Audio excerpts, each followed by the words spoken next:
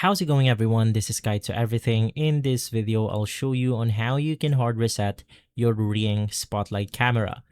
Now, this is a step-by-step guide. Let's get into it.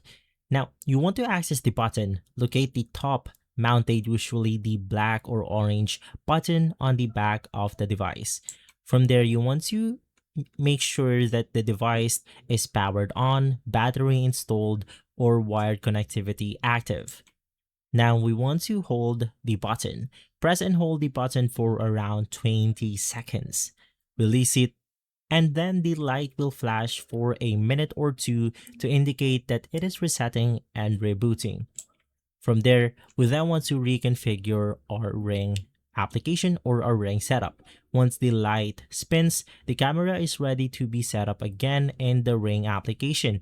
So that's how easy it is to hard reset your Ring Spotlight camera. If this video has been helpful, leave a like, subscribe, and follow Guides to Everything for more videos like this. Thanks for watching.